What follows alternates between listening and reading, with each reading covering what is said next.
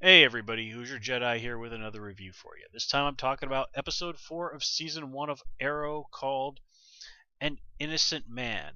And wow, folks, I gotta say, this series is not screwing around. I thought Dexter was turning out to be very, very tightly written this season. Arrow is just absolutely blowing it out of the water. Storylines and ideas that you would normally think would take an entire season to get resolved one way or the other.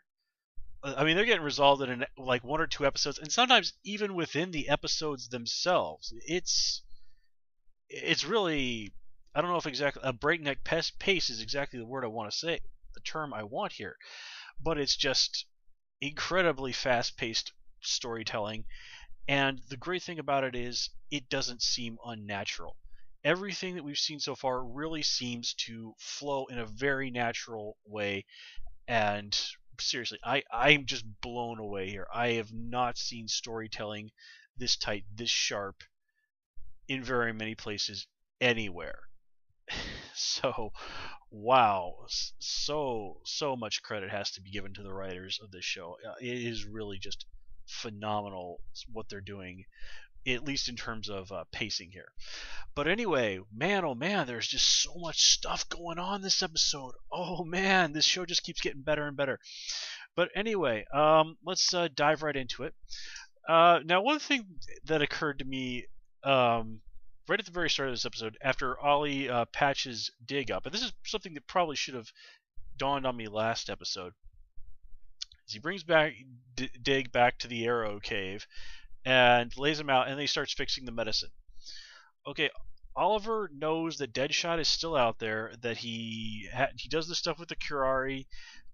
Why didn't he, kind of whip up a couple of doses in advance? I mean, does he just have an extraordinarily limited supply of whatever that medicine is?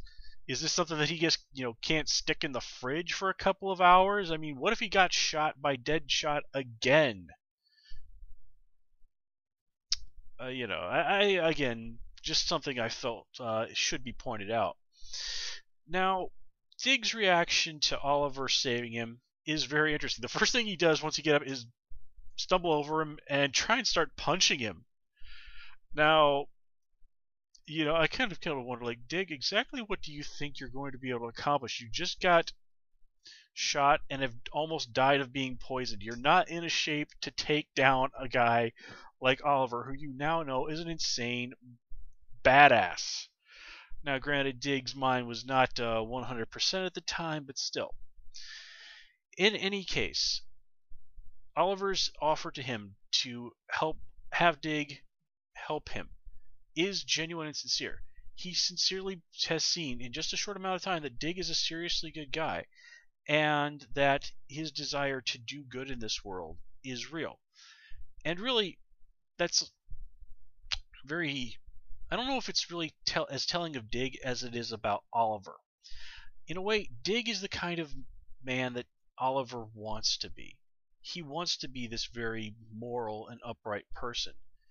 But as we've seen in this episode, he's not really there yet. Yes, Oliver's goals are extremely noble. He wants to save Starling City. He wants to redeem his family's name. He wants to help people.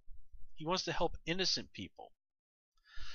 But it's his methods. Oliver is really not trained in that sort of classic sense of heroics. Oliver is trained in being badass, in doing what is necessary. He is a guy who is trying to apply the rules that he learned on the island. And what we know of it so far seems to mostly be survival to the pursuit of justice. And these are two things that, as Dig rightly points out to him, are not really 100% compatible. I mean, he even basically flat out calls Oliver to his face a killer. And while it's undeniable that Oliver has killed people, he has also done very heroic things as well. So it is the question, where is the line? What separates a hero from a killer? And Oliver even says to Dig, the way he phrases it, is that Oliver thinks of himself as a soldier. But, Dig, who really was a soldier, does not see it that way. And, you can kind of get into a big debate on military ethics and all this other stuff, but we're not going to do that here because there's no way, shape, or form if we start doing that things aren't going to get unnecessarily political. All right, we're all just here to talk about a TV show, so let's not get into that. But at the end of the day, I think the point that is being raised here is that while Oliver does have a noble goal and he has done some good, there are some serious issues with the way he's going about doing this. It is very easy to wonder just how different is Oliver than the people that he's fighting. I mean, yes, again, he is trying to do the right thing. He's trying to help people, but he's also shot a lot of people with arrows who apparently are just bodyguards and security guards, and people who, as other fans have pointed out, might not know that the people that they're working for are evil. And even then, if somebody's a bad person, does that really mean that they deserve to be hunted down and shot with arrows by a lunatic? But anyway, I do like that the show is really willing to raise these hard ethical questions. That Oliver just doesn't get a free pass on the stuff that he does. At the end of the day, Green Arrow is Green Arrow. He's not the Punisher. Anyway, speaking of ethics and all that other fun stuff, let's look at the scene where Laurel confronts Oliver at the mansion. Now, first of all, she does raise a perfectly valid point that Oliver really could have taken a minute to pick up his cell phone and let his family know, oh, hey, I'm okay. Now, granted, his first priority was, of course, saving Dig's life, but after Dig left, I mean, seriously, Oliver, you mean to tell me you don't have your phone on you? There isn't a phone in the Arrow Cave or something?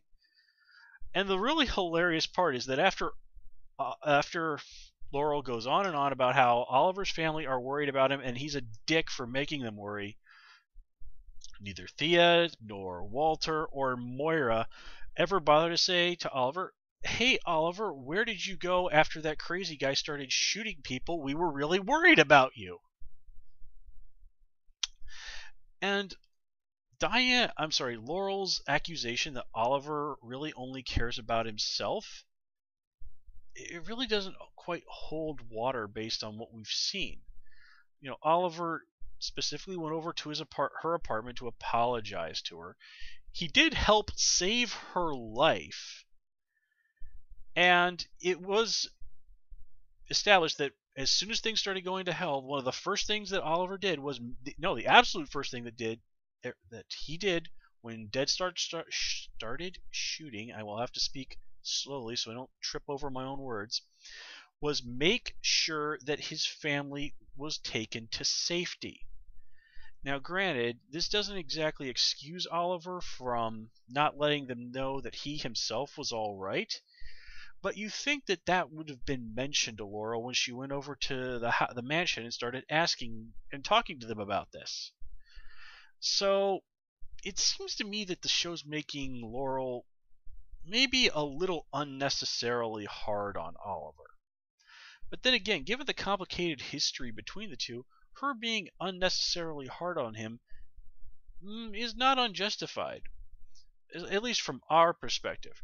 From her perspective, Oliver was banging her sister and was kind of had a hand in the events that led up to her own sister's death. So, where exactly you want to draw the line with when it becomes Laurel's going too far, that's going to have to be up to you as an individual. I kind of think she's really pushing it, but again, keep in mind that she has a very good reasons to have extremely mixed feelings about Oliver. So I think that's a fair place to leave that issue. Now, let me see here. Yes, and this is another thing that I want to say about that scene. Okay, Laurel goes over there and she gets in Oliver's face about this. Oliver goes to bed, and rather than having dreams about the people who, his family almost being murdered, he has dreams about, other crap. Really, I mean, seriously, Oliver, is this really not on your mind? I mean, you're dreaming about Laurel when your family was almost murdered in front of you? Okay, granted, it was just really Walter who was shot, but that doesn't mean that that Thea and your mother were not also in danger. And there's the whole thing of, there was a crazy guy who almost murdered you yourself. Man, Oliver is, wow, he is just really hung up on Laurel, isn't he?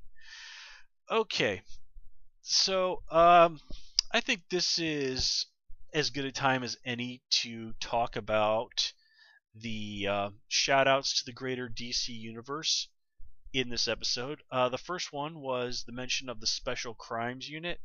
Now, I know that there are variations on that in a lot of real world police departments, but in the comics, the Special Crimes Unit is usually, at least what I think of them, as the guys in the Superman comics who are the police officers whose job it is to deal with superpowered threats whenever Superman's not around, or to kind of help Superman out as best they can.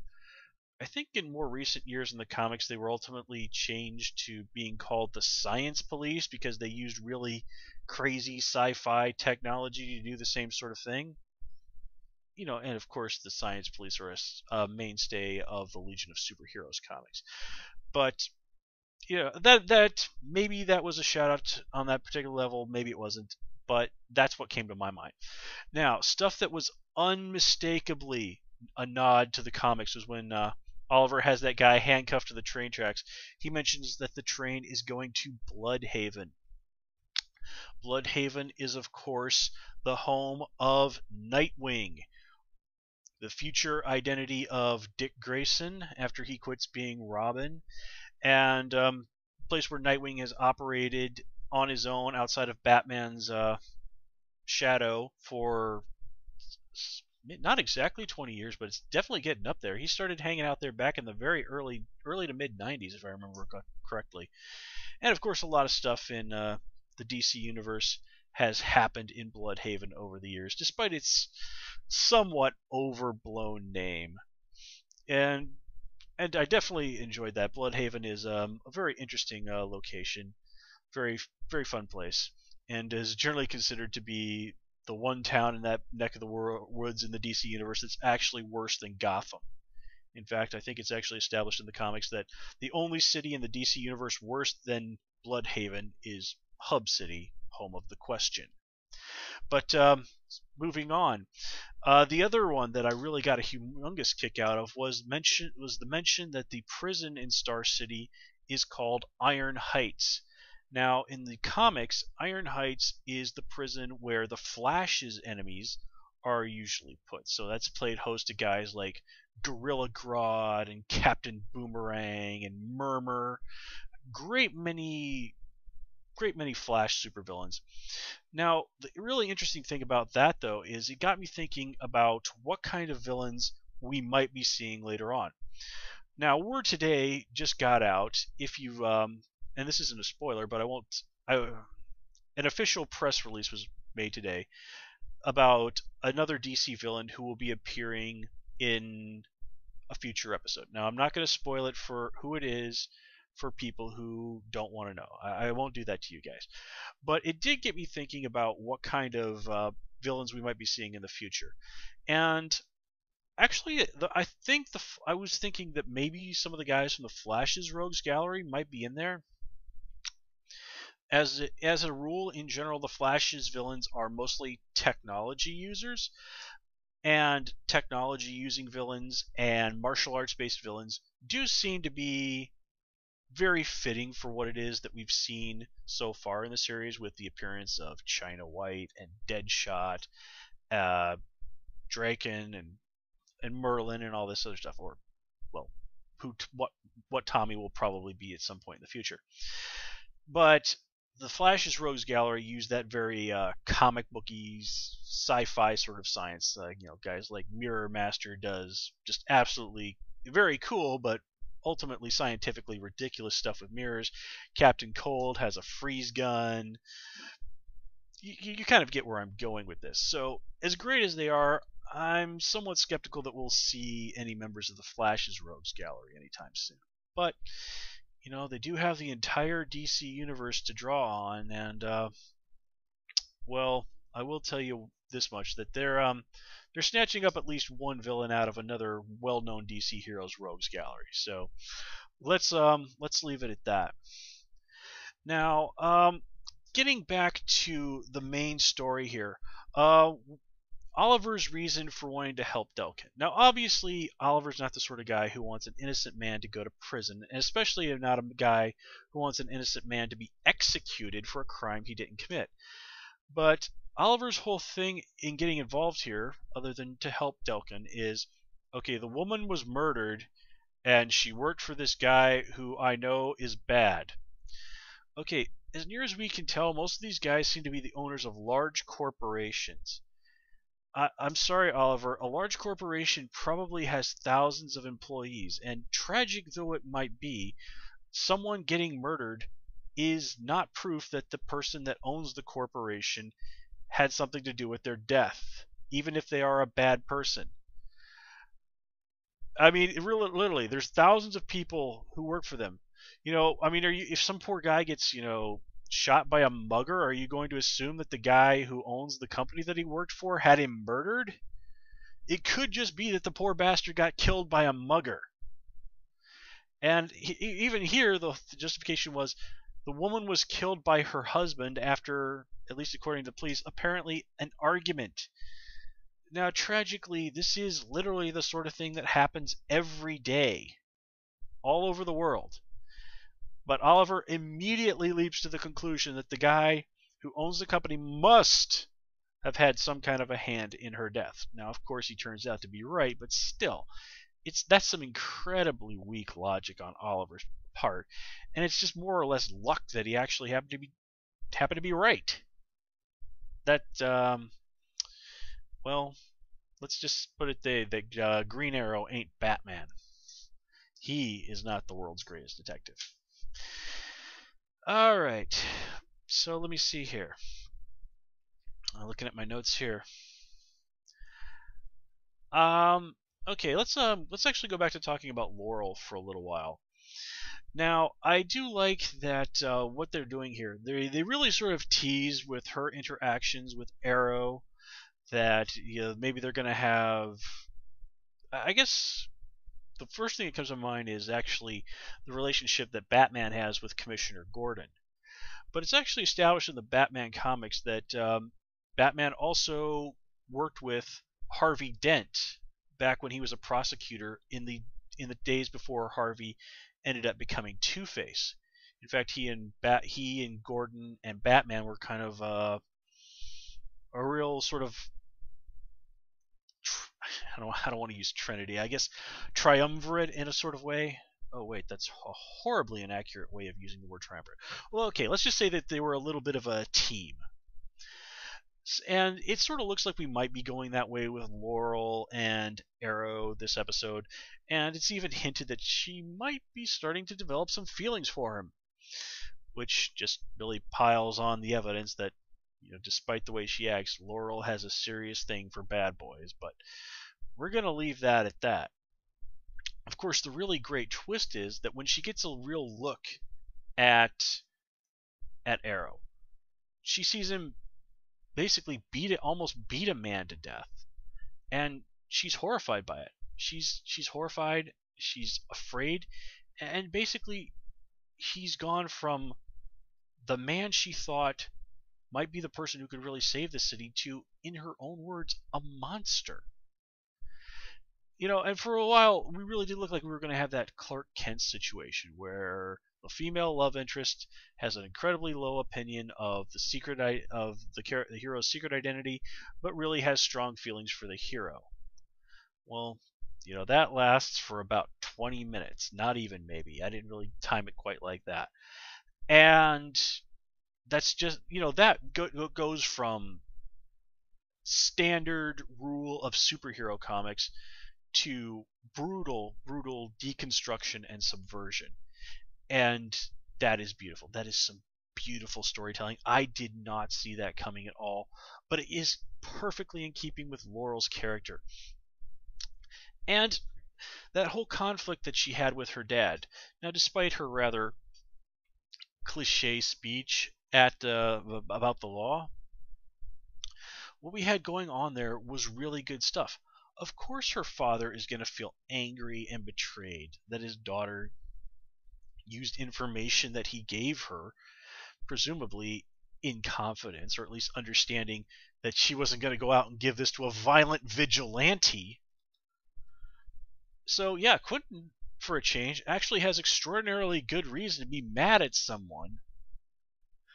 And the real great twist is at the end that despite Laurel's flirtation with the idea of becoming a part of what it is Arrow's trying to do, by the end of it, she's pushed even further into her father's corners. They are now very firmly on the same page when it comes to Arrow. So now Laurel has gone from possibly being a romantic interest for Arrow, and keep in mind they did share that moment where Arrow admitted to her that what he does makes him very lonely, to what would seem to be putting her as an antagonist, as an enemy of him in a way. You know, now they have the crusading cop, and now you have the crusading attorney, who now both think that Arrow should be thrown in jail. Oh man, stuff just gets worse and worse for Oliver. I mean, granted, it's now apparent that Dig's on his side, and I do want to note that it was established last episode that Dig's brother's name was Andy. Now keep in mind, Andy Diggle is also the name of the guy that wrote Green Arrow Year 1. In fact, another fan pointed out that if you watch carefully when you see Deadshot tattooing names on his body, you can see the name of Andy Diggle. I completely missed that when I was watching that. I was trying to read as many of those names as I could to see if there's anyone I recognized from the comics, but apparently I missed that one. So, yeah. Oliver now does indeed have an ally, and I do like that Dig explicitly says he's not going to be a sidekick. Not that that's going to stop the fans from labeling him a sidekick anyway, but the people that make the show can't really control what the fans do, right? And yeah, I like the idea of Dig as Ollie's partner. It does, in a way, I think in a way it's going to be like I talked about in one of my earlier reviews, sort of be a revival of the dueling philosophies that we saw in the old Green Lantern, Green Arrow comics from the 70s, with Dig stepping not philosophically but metaphorically into Hal Jordan, aka Green Lantern's shoes there. And frankly, at this point, Oliver is in pretty desperate need of a good partner because, you know, Quentin Lance, for whatever his flaws, is clearly no dummy. He's basically got what seems to be extremely compelling evidence that Oliver is Arrow. Now, granted, his evidence is Oliver suspiciously pulling something out of a trash can at the time, but still, if Quentin sort of presses on this, he's definitely going to have more, at the very least, circumstantial evidence. So we'll see. But still, just the idea that within a couple of episodes, the main character is arrested for being a vigilante, that his secret identity as this person is basically thrown to the media. I mean, we're only 4 episodes in. This is the sort of thing that people would use as a season cliffhanger, or even just sort of a mid-season cliffhanger. But no, they're nailing us with this right at the start. This is just beautiful, beautiful. I love it. Let me see here. Oh yeah, going back to Iron Heights for a moment. To talk about Laurel. Okay, first of all, it's funny how Laurel's ability with to fight seem to come and go. Now, granted, that prisoner did seem to get the drop on her, but you'd think that somebody that had self-defense training, like apparently she's at a level where she can beat up professional bouncers. You'd think that somebody with that level of training would have reacted a little bit better than she did. But the worst part of that scene was that Laurel and her client, for some reason, rather than just staying in the interrogation room and locking the door, decide to run out into the prison in the middle of a riot. Okay, I don't think I need to point out to you why a woman should not be running around a prison during the middle of a prison riot. I don't think I need to point out what a bunch of guys who are in prison would probably do to a female that they got their hands on in a situation like that. I mean, seriously, just, freaking lock the door.